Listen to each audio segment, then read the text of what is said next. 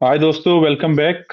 Welcome to my YouTube channel सिफ्टेक simplified, जहां पे हम बात कर रहे हैं Pakistan public procurement regulatory authority rules की। और आज की वीडियो में हम डिस्कस करने जा रहे हैं रूल नंबर 37 को। याद रखें, पिछली वीडियो में हमने डिटेल में डिस्कस किया था कम्पिटिटिव बिडिंग प्रोसेस के मुख्तलिफ प्रोसीजर्स को, कम्पिटिटिव मेथड के डिफरेंट प्रोसीजर्स को, जिसमें चार किस्म के प्रोसीजर्स हमने काफी डिटेल एंड डेप्थ में डिस्कस किए हैं। Single stage one envelope, single stage two envelope, two stage bidding procedure और two stage two envelope bidding procedure. तो आज की जो वीडियो है वो रूल नंबर 37 पर मुश्तमिल है, और रूल 37 उन कंडीशंस की बात करता है कि जिन कंडीशंस में हमने फर्स्ट मेथड के अलावा जो रिमेनिंग थ्री मेथड्स हैं, जिसमें single stage two envelope, two stage bidding procedure और two stage two envelope bidding procedure है, वो किन कंडीशंस में यूज करना है। जो फर्स्ट प्रोसीजर है सिंगल स्टेज वन इन्वेलप वाला, वो एक जनरल मेथड है, और पेपरा कहता है कि वो आपने नॉर्मल प्रोक्योरमेंट के तमाम कम्पिटेटिव बिडिंग प्रोसेस वगैरह में वो मेथड आपने यूज करना है। जबकि उन्होंने कुछ कंडीशंस ऐसी बताई हैं जिन कंडीशंस में एग्जीक्यूटिव एजेंसीज ये रिमेनिंग थ्री मेथड्स यूज कर सकती हैं या करेंगी। इसके अलावा जितनी भी नॉर्मल प्रोक्योरमेंट्स होंगी, whether those are works, goods और सर्विसेज, उन सब में single stage one envelope procedure use होगा। बढ़ते हैं कंप्यूटर स्क्रीन की तरफ, जहां पे एक प्रेजेंटेशन के थ्रू हम आपको रूल दिखाएंगे, उसके बाद उसकी डिस्कशन होगी प्रैक्टिकल एग्जांपल्स के साथ, और वो कंडीशंस भी आपके साथ शेयर की जाएंगी या एग्जांपल्स जिनमें ये तीन मेथड्स यूज करने का पेपरा ने रिकमेंडेशन दी है। So let me share my screen. दोस्तों, आपने अब तक हमारे चैनल को अगर सब्सक्राइब नहीं किया तो प्लीज इस चैनल को सब्सक्राइब करें, और इन वीडियोस को अपने दोस्तों के साथ, अपने फ्रेंड्स के साथ शेयर भी करें, और इनको लाइक भी करें, ताकि हमारी हौसला अफजाई हो और ये मैसेज प्रोक्योरमेंट प्रोफेशनल्स तक और सिविल इंजीनियर्स तक या जो भी प्रोजेक्ट मैनेजर्स हैं उन तक ब्रॉड क्लियरली पहुंच जाए, और ये रूल्स की एक्सप्लेनेशंस के साथ ज्यादा से ज्यादा लोग मुस्तफीद हो सकें। So as I mentioned, the topic is conditions for use of bidding procedures. ये जो तीन किस्म के बिडिंग प्रोसीजर्स हमने कल पढ़े थे रूल 36 में, वो कौन सी कंडीशंस हैं कि उनके अंदर ये बिडिंग प्रोसीजर्स यूज होंगे। ओवरऑल आज हम पेपरा रूल 37 की बात करेंगे, जिसमें इन कंडीशंस की एग्जैक्टली बात की गई है, जिसमें ये तीन किस्म के प्रोसीजर यूज होंगे, जिसमें single stage two envelope, two stage bidding procedure and two stage two envelope bidding procedure आता है। इम्पोर्टेंट रूल है ये, इसके साथ वीडियो को मुकम्मल देखें, क्योंकि ये miss use of complex bidding procedures को प्रिवेंट करता है, ताकि लोग खामखा चीज को कॉम्प्लेक्स ना बनाएं और कॉम्प्लेक्स प्रोक्योरमेंट प्रोसीजर की तरफ ना जाएं, और ज्यादा से ज्यादा कॉन्ट्रैक्टर्स या सप्लायर्स पार्टिसिपेट कर सकें और फेयरनेस और ट्रांसपेरेंसी का आंसर प्रिवेल करे। क्योंकि प्रोसीजर जितना भी एग्जीक्यूटिव एजेंसीज कॉम्प्लेक्स करती जाएंगी, उतनी ही पार्टिसिपेशन कम होती जाएगी उस प्रोक्योरमेंट के अंदर। पेपरा वांटेड के वैल्यू फॉर मनी तो अचीव हो, बट वास्ट पब्लिकेशन और वास्ट कंपटीशन भी इंश्योर हो, ताकि अल्टीमेटली इसमें फेयरनेस आए और ट्रांसपेरेंसी अचीव हो सके। प्रोक्योरमेंट के कॉन्टेक्स्ट में दो किस्म के रूल्स दोनों एक दूसरे के साथ जुड़े हुए हैं। रूल 36 जो है वो डिफाइन करता है इन बिडिंग प्रोसीजर्स को इन डिटेल एंड डेप्थ, और हमारी लास्ट वीडियो में हमने ये काफी डिटेल में डिस्कस किए हैं चारों प्रोसीजर्स को। मैं इस वीडियो का लिंक भी यहाँ पे पेस्ट कर दूंगा, उसके जरिए आप देख सकते हैं और उसको समझ सकते हैं कि ये चार प्रोसीजर्स कौन से हैं, और ये किस किस जगह पे यूज होते हैं, और इनकी मेथडोलॉजीज क्या हैं। फिर उसके बाद 37 जो है सिर्फ ये डिफाइन करता है उन कंडीशंस को, कि उन प्रोसीजर्स को हमने कैसे और कहाँ पे यूज करना है, so that proper selection of bidding methods are ensured. Objective of rule 37, इसकी कंडीशंस को एक्सप्लेन करने का ऑब्जेक्टिव ये है कि it ensures appropriate selection of bidding methodology, अगर आपको मेथडोलॉजीज या प्रोसीजर्स क्लियर होंगे तो अब आप ये कंडीशन समझने के बाद आप ये फैसला कर सकेंगे टाइमली कि आपने अपने प्रोक्योरमेंट के लिए कौन सा प्रोसीजर यूज करना है इन चारों में से। It promotes transparency in the procurement of course, और कॉम्प्लेक्स प्रोसीजर्स को अवॉइड या मिसयूज उसका जो होता है एजेंसीज के अंदर, उसको भी ये अवॉइड करता है। और it improves the competition and fairness in the procurement process. जाहिर बात है, अगर आपका ये डिसीजन ठीक होगा कि आपने अपने प्रोक्योरमेंट के लिए कौन सा प्रोसीजर यूज करना है, सो तमाम आने वाले जितने भी स्टेप्स हैं या कल को कोई इंक्वायरीज या ऑडिट ऑब्जेक्शंस हैं तो उसको आप प्रॉपरली फेस भी कर पाएंगे और उससे आप बेहतरीन तरीके से निकल भी जाएंगे। लेकिन अगर आपने उसमें स्टार्ट में बिडिंग प्रोसीजर सिलेक्ट करते वक्त कोई गलती कर दी इंटेंशनली या अनइंटेंशनली, सो अल्टीमेटली आगे जाके उसमें कॉन्ट्रैक्टर्स की तरफ से भी कंप्लेंट्स आपको फेस करनी पड़ सकती हैं, और अकाउंटेबिलिटी के इदारों की तरफ से भी आपके ऊपर इश्यूज रेज हो सकते हैं कि आपने कंपटीशन को अवॉइड करने के लिए एक कम्प्लेक्स प्रोसीजर यूज किया था या अडॉप्ट किया था।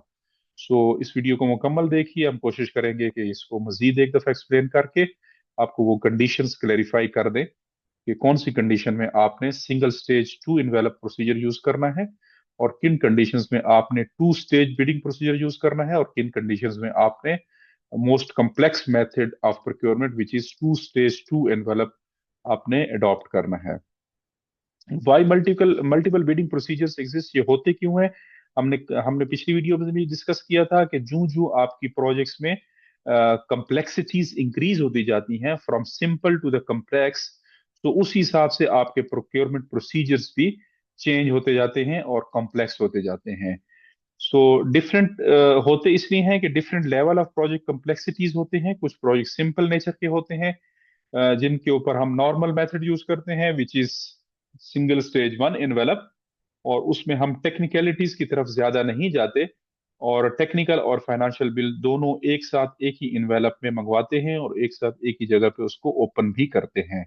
उसमें टेक्निकल बिड की ज्यादा वेटेज नहीं दी जाती, वो जस्ट उसकी एलिजिबिलिटी वगैरह चेक की जाती है, जबकि मैक्सिमम वेटेज जो है वो फाइनेंशियल बिड को दी जाती है। लेकिन जो ही आपका प्रोजेक्ट सिंपल से मॉडरेटली कम्प्लेक्स की तरफ जाएगा, सो उस केस में आपने फिर सेकंड मेथड प्रोसीजर यूज करना है, जिसमें आपने दो किस्म के एनवेलप्स के थ्रू बिड्स लेनी है। सिंगल स्टेज टू इनवेलप, एक ही स्टेज पे दो इनवेलप्स सबमिट होंगे, एक के ऊपर टेक्निकल प्रपोजल लिखा होगा और एक के ऊपर फाइनेंशियल प्रपोजल लिखा होगा। सो इनिशियली आप टेक्निकल प्रपोजल ओपन करेंगे, उसको एवेल्युएट करेंगे, वहां पे डिस्कशन नहीं होगी सप्लायर्स के साथ या किसी किस्म की इंप्रूवमेंट डिलीशन वगैरह आप टेक्निकल प्रपोजल में नहीं होगी, जस्ट उसकी एवेल्युएशन होगी आपके क्राइटेरिया के मुताबिक, और वहां पे आपने उसके स्कोर और मार्क्स वगैरह देने हैं। उसके बाद उसको जो जो कॉन्ट्रैक्टर्स क्लियर कर पाएंगे उस क्राइटेरिया के मुताबिक टेक्निकली क्वालिफाई होंगे, उन कॉन्ट्रैक्टर्स की आपने फाइनेंशियल ओपन करनी है after announcement of the date time and venue, जैसे कि हमने लास्ट वीडियो में डिस्कस किया था। सो इस केस में टेक्निकल की वेटेज भी होगी और फाइनेंशियल की वेटेज भी होगी, और दोनों की वेटेज को मिलाकर आपने एक वेटेड एवरेज निकालनी है, और फाइनल नेट जो मार्क्स होंगे वो टेक्निकल प्लस फाइनेंशियल के मिलाकर होंगे, और मोस्ट एडवांटेजियस बिड इसमें इनाउंस होगी। सो नेक्स्ट, अगर आपका प्रोसीजर आपका प्रोक्योरमेंट जो है वो इससे भी थोड़ा कम्प्लेक्स की तरफ है और आपके पास कुछ अल्टरनेट टेक्निकल सॉल्यूशंस अवेलेबल हैं, सो आप में उस केस में थर्ड मेथड यूज करना है। और थर्ड मेथड जो है वो टू स्टेज बिडिंग प्रोसीजर है। इसमें आपने फर्स्ट स्टेज के ऊपर टेक्निकल बिड्स लेनी है, और टेक्निकल बिड्स को आपने ओपन करके यहाँ पे फर्स्ट में सिर्फ टेक्निकल लेनी है, फाइनेंशियल आपने नहीं लेनी। टू स्टेज का मतलब है कि एक स्टेज के ऊपर टेक्निकल होगी और सेकंड स्टेज के ऊपर फिर आपकी रिवाइज टेक्निकल और फाइनेंशियल दोनों सबमिट होंगी। अब जब आपने फर्स्ट स्टेज के ऊपर टेक्निकल ले ली, सो उसको आपने देखा और तमाम कॉन्ट्रैक्टर्स को फर्दन फर्दन आपने बुला के उनके साथ उनकी टेक्निकल डिस्कस की, प्लस अपनी भी उनके रिक्वायरमेंट्स उनके साथ शेयर की कि जी हमारी ये रिक्वायरमेंट्स है, हो सकता है मीनवेल आपकी रिक्वायरमेंट्स कुछ चेंज हुई हो, आप कुछ इम्प्रूव स्पेसिफिकेशन के साथ चले गए हो, या अपने क्राइटेरिया को थोड़ा चेंज कर दिया हो, सो इस स्टेज के ऊपर और इस प्रोसीजर में आपको पेपरा ने अलाउ किया है कि आप टेक्निकल बिड्स को डिस्कस कर सकते हैं। So you will discuss the bids with them, और उसमें डिस्कशन के बाद एक फाइनल जो आपकी स्पेसिफिकेशन या प्रोसीजर एवल्यूशन क्राइटेरिया फाइनल होगा, उसको आप दोबारा से कॉन्ट्रैक्टर्स के साथ शेयर करेंगे, अपनी रिवाइज्ड बिडिंग डॉक्यूमेंट्स को, और उसके ऊपर आप उनको एक ऑप्शन देंगे, सो वेदर उसी लिस्ट में से, अब इसमें नए कॉन्ट्रैक्टर्स ऐड नहीं हो सकते, जिन्होंने इनिशियल सबमिट की होगी, आप सबके साथ शेयर करेंगे अपनी रिवाइज स्पेसिफिकेशन, और आप उनको एक ऑप्शन देंगे कि जी जो जो लोग इसके ऊपर बिड सबमिट करना चाहते हैं विद रिवाइज्ड रिक्वायरमेंट, तो उनके पास इतने दिन का टाइम है, like in case of national bidding आप 15 डेज देंगे, in case of international bidding आप 30 डेज देंगे, so they can submit their revised technical along with their financial proposal. So उसमें से जो जो कंपनीज इंटरेस्टेड होंगी इन सबमिटिंग दी बिड्स, तो वो आपको एग्रीमेंट दे देंगी, और जो इंटरेस्टेड नहीं होंगी वो आपको रिग्रेट लेटर दे देंगी, और आप रिग्रेट लेटर उनसे लेकर अपनी फाइल में लगाएंगे, और उनको उनकी टेक्निकल सबमिटेड प्रपोजल जो है एज इट इज वापस देंगे। उसको बिड सिक्योरिटी वगैरह कोई फिर फॉरफिट नहीं होगी, वो भी उनको वापस देंगे। और फिर उसके बाद सेकंड स्टेज आएगी, सेकंड स्टेज के ऊपर वो लोग आपको अपनी रिवाइज टेक्निकल बिड सबमिट करेंगे along with their bid security and financial proposal, और फिर आप उसको इसी तरह single stage two envelope procedure की तरह उसको फिर से एवेल्युएट करके टेक्निकल के मार्क्स भी देंगे, फाइनेंशियल के मार्क्स भी देंगे, और ओवरऑल आपका मोस्ट एडवांटेजियस बिड होगा। सो ये हमारा थर्ड प्रोसीजर, इसको दोबारा से हमने रिकैप कर लिया। और लास्ट प्रोसीजर जो है वो है टू स्टेज टू एनवेलप, इसमें भी दो स्टेजेस हैं और दो एनवेलप्स हैं। इनिशियली पहली स्टेज के ऊपर टेक्निकल प्रपोजल होगी, और साथ दूसरा एनवेलप होगा फाइनेंशियल प्रपोजल का।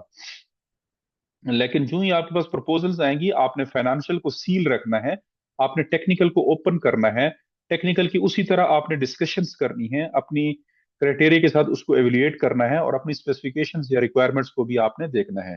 ये याद रखें कि ये जो सबसे लास्ट वाला प्रोसीजर है, ये सबसे कॉम्प्लेक्स नेचर के प्रोजेक्ट्स के लिए यूज होगा, या किसी मेगा इंफ्रास्ट्रक्चर प्रोजेक्ट्स में, और ये उन केसेस में कि जहां पे मल्टीपल सॉल्यूशंस अवेलेबल होते हैं, हर कंपनी का डिजाइन, उसकी अप्रोच, उसकी मेथोडोलॉजी डिफरेंट होती है, और वो हर कोई अपनी अलग अलग डिजाइनिंग वगैरह सबमिट करता है, ड्राइंग सबमिट करता है, और प्रपोजल या सोल्यूशन सबमिट करता है। सो आप उनको देखेंगे और अपनी रिक्वायरमेंट्स के साथ उनको मैच करेंगे, उनसे डिस्कस करेंगे, और फिर अपनी एक रिवाइज्ड किस्म की जहन बनाएंगे, और रिवाइज किस्म के डॉक्यूमेंट्स वगैरह तैयार करेंगे, उनमें से जो भी बेहतर आपको सोल्यूशंस लगते हैं उन सब में से कुछ ना कुछ कस्टमाइज करेंगे अपनी चीजों को, और फिर उसी तरह ही आप उनको दोबारा से ऑफर देंगे।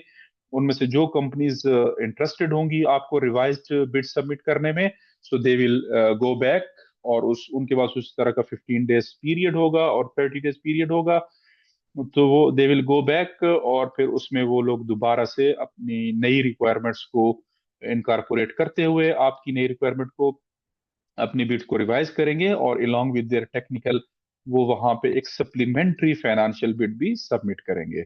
So after getting that package, आप उसको दोबारा से एवेल्युएट करेंगे, और initial financial plus supplementary financial दोनों को ओपन करेंगे सेकंड स्टेज के ऊपर, और along with their technical proposal, और फिर उसकी बेसिस पे एक मोस्ट एडवांटेजियस बिड आपकी सामने आएगी। सो ये एक क्विक सा रिकैप था हमारी कल की पूरी वीडियो का, जो कि तकरीबन 1 घंटे की वीडियो थी, इसको हमने जल्दी से रिवाइज कर लिया। सो अब बढ़ते हैं कि इन मेथड्स की या इस इन प्रोसीजर्स की क्यों जरूरत आई।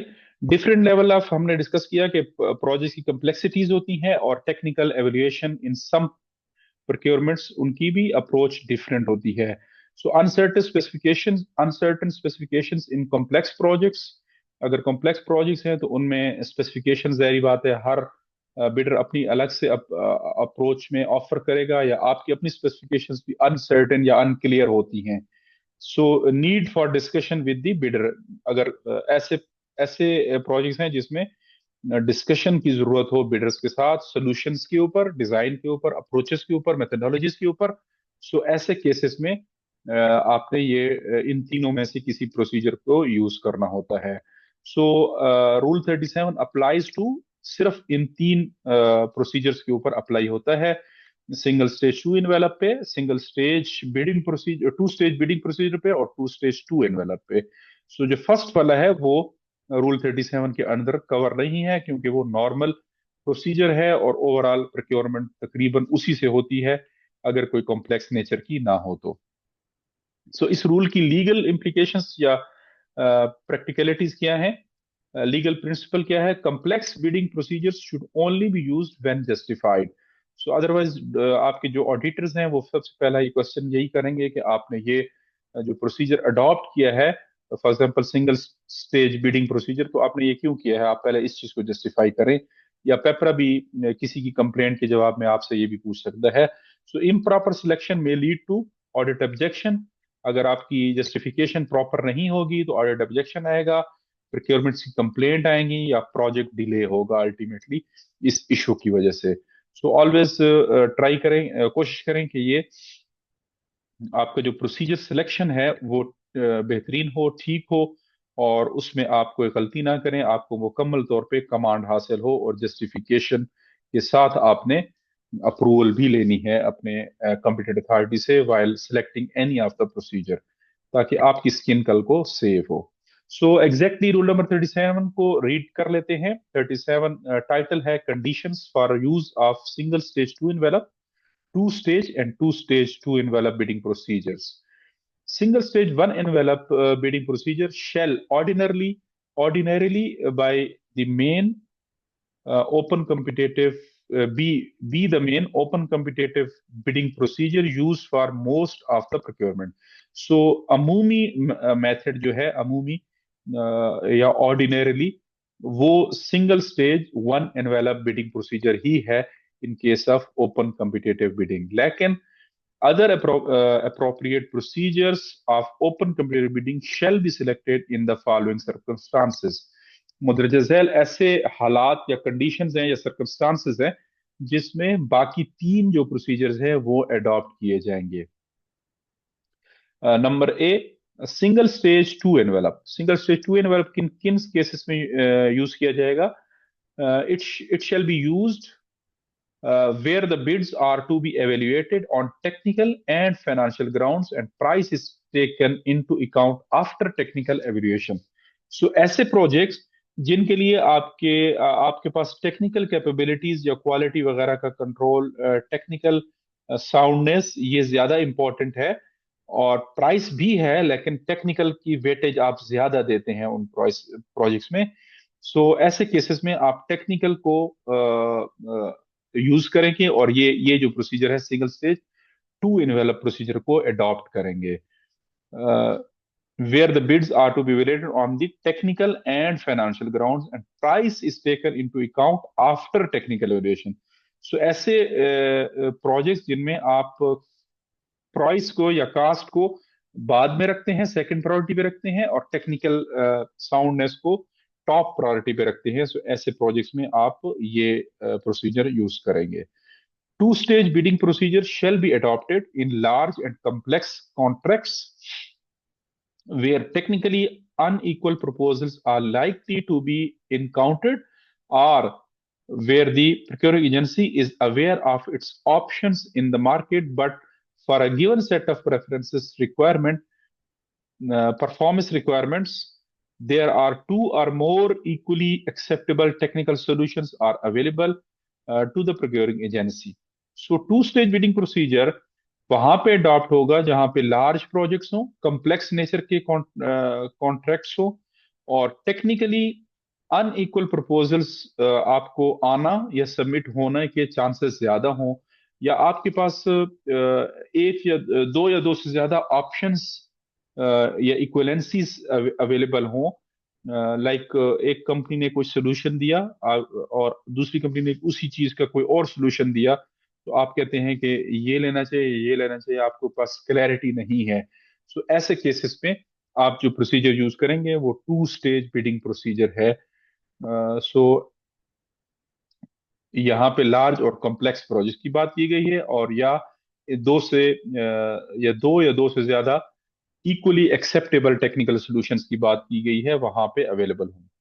और थर्ड केस में two stage two envelope bidding method shall be used for procurement where alternate technical proposals are possible, such as certain type of machinery, equipment or manufacturing plant.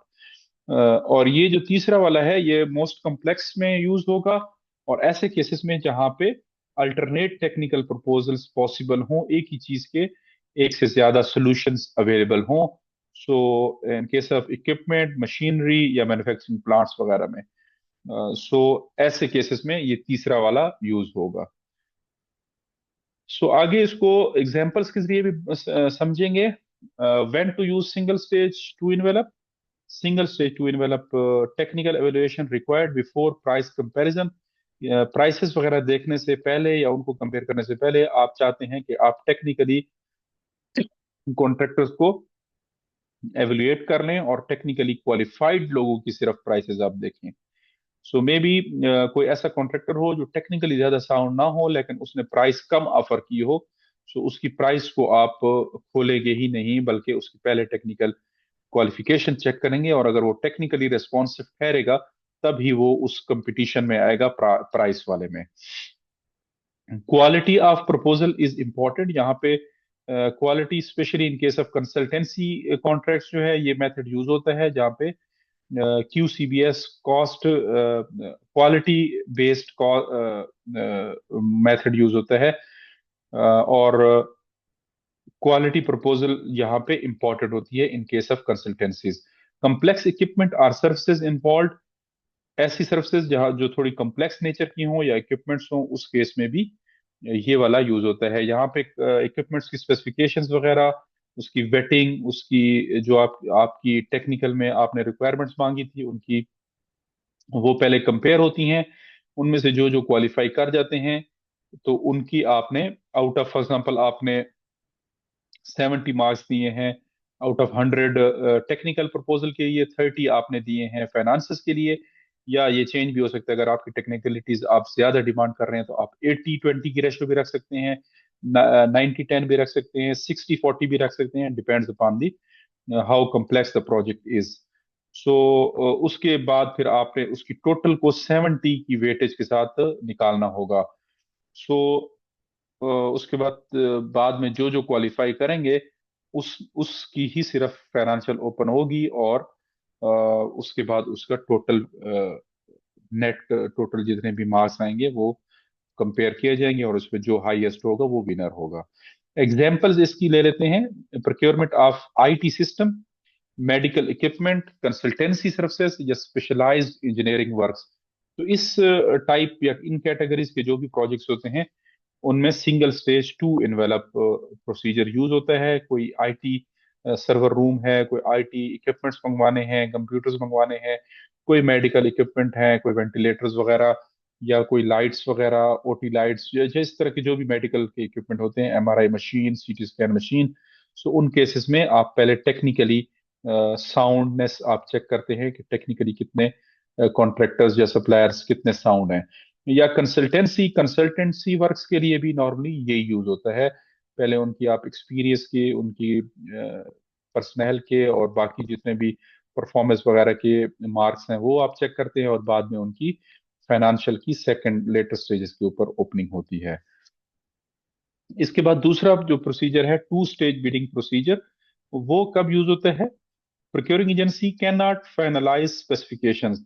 जब आपके पास स्पेसिफिकेशन में मुख्तलिफ alternatives available हों और आप उनको finalise ना कर पा रहे हों कि आप किन स्पेसिफिकेशन के साथ जाएं, सो ऐसे केसेस में आप two stage bidding procedure use करेंगे, और आप कॉन्ट्रैक्टर से ही उनकी टेक्निकल स्पेसिफिकेशंस या उनकी बिड्स मांगेंगे इनिशियल स्टेज के ऊपर।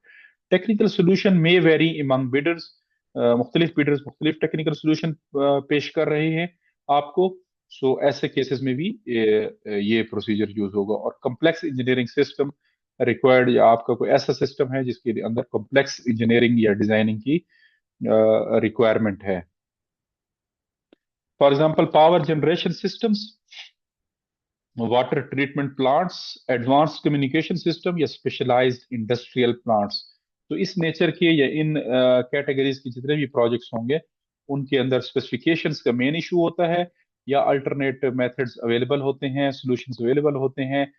सो आपके पास पहले क्लैरिटी नहीं होती कि आपकी रिक्वायरमेंट किस मैथडोलॉजी के साथ या किस प्रोसीजर के साथ हो सकती है। सो ऐसे केस में आप टू स्टेज बिडिंग प्रोसीजर करके उनसे टेक्निकल प्रपोजल्स लेते हैं, उनको अपने रिक्वायरमेंट्स के साथ चेक करते हैं, हर कॉन्ट्रैक्टर से डिस्कस करते हैं, और फिर सेकंड स्टेज के ऊपर उनको अपनी रिवाइज करते हैं, डॉक्यूमेंट्स को रिवाइज करके देते हैं, और सेकंड स्टेज पे फिर उनको टेक्निकल विद रिवाइज्ड रिक्वायरमेंट के साथ मांगते हैं along with financial.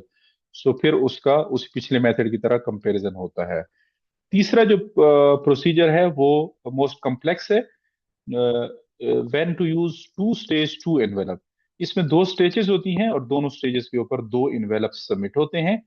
Extremely complex procurement होती है, both technical discussion and price separation required. So इसमें टेक्निकल डिस्कशंस भी होंगी दोनों स्टेजेस के ऊपर, और दोनों स्टेजेस के ऊपर आपकी प्राइसेस भी सबमिट होंगी, पहले स्टेज पे मेन और दूसरे में as a supplementary financial proposal. So large infrastructure और टेक्नोलॉजी पार्क्स वगैरह के जो प्रोजेक्ट्स होते हैं उनके लिए ये प्रोसीजर यूज होता है। मेगा इंफ्रास्ट्रक्चर प्रोजेक्ट्स, कोई डैम की कंस्ट्रक्शन है, कोई कैनाल है, हाइड्रो पावर स्टेशन है, कोई मोटरवे का प्रोजेक्ट है, हाईवे का प्रोजेक्ट है, जिसके अंदर मुख्तलिफ डिजाइन और अल्टरनेटिव सोल्यूशंस अवेलेबल हों। सो ऐसे केसेस में आप ये वाला प्रोसीजर यूज करेंगे। स्मार्ट सिटी टेक्नोलॉजी सिस्टम्स हैं, उनके स्मार्ट सिटी कैमरास वगैरह की, उसकी इक्विपमेंट, उसकी सॉफ्टवेयर जितने भी हैं, उसमें लार्ज एनर्जी प्रोजेक्ट्स में यही प्रोसीजर यूज होता है। या उसके अलावा नेशनल आईटी प्लेटफॉर्म्स वगैरह, आईटी पार्क्स वगैरह, उसके लिए भी यही प्रोसीजर यूज होता है। इनका कंपैरिजन जल्दी से देख लेते हैं। मॉडरेट कॉम्प्लेक्सिटी, सिंपल के लिए तो हमने पढ़ लिया था कि सिंगल स्टेज वन एनवेलप। उसके अलावा उसके बाद जो ही मॉडरेट कॉम्प्लेक्सिटी आ जाती है तो सिंगल स्टेज टू एनवेलप में आएगा, और प्रोजेक्ट जब थोड़ा कॉम्प्लेक्स नेचर का आ जाता है तो टू स्टेज बिडिंग आएगा, और फिर हाईली कॉम्प्लेक्स के लिए two stage two envelope procedure आएगा। कॉमन मिस्टेक्स जो पाकिस्तान में अमूमी तौर पे एग्जीक्यूटिव एजेंसीज कर रही होती हैं, कि वो incorrect selection of bidding procedure, उसमें कंफ्यूज होते हैं, या इंटेंशनली या अनइंटेंशनली कोई गलत प्रोसीजर अडॉप्ट कर लेते हैं जो कल को फिर ऑडिट ऑब्जेक्शन का सबब बनता है। So always try to select, इस पे विजिलेंट रहें, और ऐसा प्रोसीजर सिलेक्ट करें जो बेस्ट सूटेबल हो आपके प्रोक्योरमेंट के लिए। Over use of complex method, या खामखा आपका इतना बड़ा कॉम्प्लेक्स प्रोजेक्ट नहीं है और आप उसको सिंगल स्टेज टू इन्वेलप के ऊपर ले जाएं कोई नॉर्मल बिल्डिंग प्रोजेक्ट को भी। सो ये भी एक कॉमन मिस्टेक है, और ये हमने देखी है, खुद भी पर्सनली भी हमने देखी है, और इससे ultimately delay in procurement cycle आता है, क्योंकि ऑफ कोर्स टेक्निकल की अलग से ओपनिंग होगी, उसकी अलग से फिर अप्रूवल के लिए फाइल जाएगी, उसमें ठीक ठाक टाइम लगता है, और फिर उसके बाद आप फाइनेंशियल के लिए कुछ टाइम देंगे, उसकी ओपनिंग होगी, फिर दोबारा से फाइल जाएगी अप्रूवल के लिए, वर्क ऑर्डर वगैरह के लिए। तो इसमें ठीक ठाक टाइम, अगर आपकी नॉर्मल कोई बिल्डिंग कंस्ट्रक्शन है, नॉर्मल रोड है, तो always go for the first one.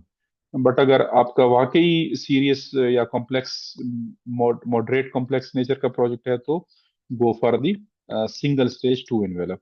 Poorly defined technical specifications, ऐसे ये भी एक कॉमन मिस्टेक है, टेक्निकल स्पेसिफिकेशन अच्छी नहीं बनती, और वीक डॉक्यूमेंटेशन, डॉक्यूमेंटेशन भी कमजोर होती है। ऑडिट की हमेशा इस प्रोसीजर सिलेक्शन के ऊपर गहरी नजर होती है। ऑडिट वाले जस्टिफिकेशंस मांगते हैं कि आपने ये प्रोसीजर अडॉप्ट किया तो किन जस्टिफिकेशंस की बुनियाद पे किया। पेपर रूल्स के साथ कंप्लायंस करिए, ट्रांसपेरेंसी इन एवेल्युएशन और documentation of decisions.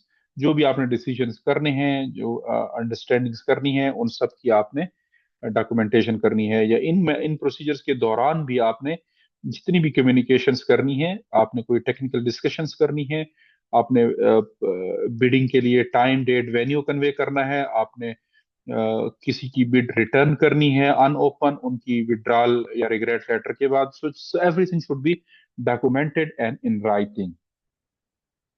Best practices ही तकरीबन यही हैं जो हमने अभी डिस्कस की थी। Choose procedure based on project complexity, ऐसे हवा में ना हो, लेकिन आपके पीछे बैकग्राउंड नॉलेज भी हो और आपके पास इन राइटिंग में उसकी कम्प्लेक्सिटीज डिफाइंड हो, किन किन वजूहात की बुनियाद पे आप ये प्रोसीजर वो अडॉप्ट कर रहे हैं। प्रिपेयर टेक्निकल स्पेसिफिकेशंस, प्रॉपरली उसके ऊपर होमवर्क करें, उसकी सॉल्यूशंस वगैरह लें कंपनी से, और फिर उसकी बेस के ऊपर टेक्निकल स्पेसिफिकेशंस बनाएं, मार्केट सर्वे जरूर करें, और रेट एनालिसिस वगैरह करके उस हिसाब से फिर आपने स्पेसिफिकेशन देनी है।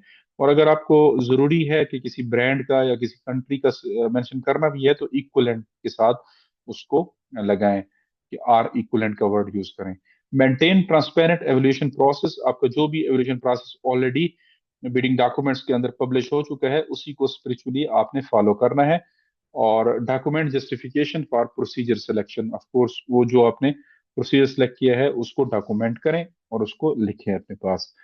कॉन्ट्रैक्टर्स को चाहिए कि वो स्टडी करें बिडिंग डॉक्यूमेंट्स को, और उसके अंदर जो प्रोसीजर मेंशन है उसको क्लियरली और थॉरोली रीड आउट कर लें, और उसको एक दफा रूल्स के साथ भी देख लें कि उसकी रिक्वायरमेंट्स क्या है रूल 36 में। Prepare separate technical and financial proposals where required, ensure strict compliance with evaluation criteria, do not include financial information in technical proposal, या इवन आपने जो बिड सिक्योरिटी है वो भी टेक्निकल प्रपोजल के अंदर नहीं रखनी, उसको भी फाइनेंशियल प्रपोजल के अंदर रखें, और फाइनेंशियल प्रपोजल को अलग से सील करें, उसके ऊपर फाइनेंशियल प्रपोजल मेंशन करें। Seek clarifications before the bid submission deadline, जो भी आपकी आरएफआईज हैं, क्वेश्चंस हैं, वो बिफोर बिड क्लोजिंग डेट आपने फ्लोट करने हैं और फिर उसका आंसर भी लेना है। Follow envelopes marking and submission instructions carefully, अगर उसमें लिखा है क्लियरली कि आपने दो इनवेलप्स में देना है तो आपने दो इनवेलप्स में देना है, और उसमें ऑफ कोर्स लिखा भी होगा, और अगर नहीं भी लिखा तो आपने हर इनवेलप के ऊपर ये मेंशन करना है कि ये टेक्निकल इनवेलप है और ये फाइनेंशियल प्रपोजल का इनवेलप है। Submit complete documentation and supporting evidence, जो आपकी फाइल होगी, आपकी जो सबमिशन होगी वो कंप्लीट होनी चाहिए, आपके पाकिस्तान इंजीनियरिंग काउंसिल के लाइसेंस वगैरह तजदीद शुदा हों, आपका जो स्टाफ है उसकी सीवीज वगैरह, उसके पीईसी लाइसेंसेस वगैरह सब कुछ अपडेटेड हों, आपके जो एफपीआर के डॉक्यूमेंट्स हैं उनकी कॉपीज लगाएं, एससीसीपी की रजिस्ट्रेशन की कॉपी लगाएं, अपनी ऑडिटेड फाइनेंशियल स्टेटमेंट्स लगाएं, इक्विपमेंट्स की जो लिस्ट है उसकी जितनी भी लिस्ट है उसका documentary proof of having that equipment and it's ownership, वो भी आपने साथ लगानी है। Key takeaways from Rule 37, it defines when advanced bidding procedure may be used, कि कब आपने ये जो अगले तीन हैं बी सी एंड डी, इन प्रोसीजर्स को कब यूज करना है। Ensures appropriate selection of procurement method, ये भी हमें बताता है कि कौन सा मेथड आपके लिए किस वक्त मुफीद है, और खामखा कम्प्लेक्स बिडिंग प्रोसीजर को अडॉप्ट करने से बचाता है, और ट्रांसपेरेंसी और एफिशिएंसी को प्रमोट करता है। तो ये था हमारा आज का लेक्चर। इसमें हमने mainly single stage two envelope, two stage bidding procedure और two stage two envelope bidding procedure की वो कंडीशंस डिस्कस की हैं, कि किन कंडीशंस में आपने ये प्रोसीजर्स अडॉप्ट करने हैं, कॉमन मिस्टेक्स कौन सी हैं जो नॉर्मली हम करते हैं, बेस्ट प्रैक्टिसेस क्या हैं प्रोक्योरिंग एजेंसीज के एंड के ऊपर, और कॉन्ट्रैक्टर्स के एंड के ऊपर क्या क्या गाइडलाइंस को फॉलो करना चाहिए। सो आई होप आज की वीडियो आपने पसंद की होगी और इससे काफी कुछ सीखा होगा। अगली वीडियो में इंशाल्लाह इसका एक छोटा सा सप्लीमेंट्री रूल है 37A, जो अनसॉलिसाइटेड प्रपोजल्स की बात करता है। सो उसको हम पढ़ेंगे और उसके बाद फिर हम 38 की तरफ जाएंगे, जहां पे एक्सेप्टेंस ऑफ बिड, और आपने फिर कॉन्ट्रैक्ट की तरफ जाना है। सो हमारे साथ रहिए, इंशाल्लाह नेक्स्ट वीडियो भी बहुत इंफॉर्मेटिव होगी। इसको लाइक करें, शेयर करें, सब्सक्राइब करें, और हमें फॉलो करें टिकटॉक के ऊपर, फेसबुक और इंस्टाग्राम के ऊपर, और यूट्यूब के ऊपर हमें जरूर सब्सक्राइब करें। और अगर आपकी कोई सजेशंस हैं तो हमें sifttechsimplified@gmail.com के ऊपर सेंड करें, और ये हमारे लिंक्स हैं जहां पे आप हमें सब्सक्राइब कर सकते हैं। हर प्लेटफॉर्म पे ऊपर हम सिर्फ टेक सिंप्लीफाइड के नाम से मौजूद हैं। So thank you very much for being with us. I hope आपने एंजॉय की होगी आज की वीडियो। नेक्स्ट वीडियो भी काफी इंफॉर्मेटिव है, उसके लिए भी हमारे साथ जुड़े रहिए। So till then, thank you and take care of yourself. And good bye.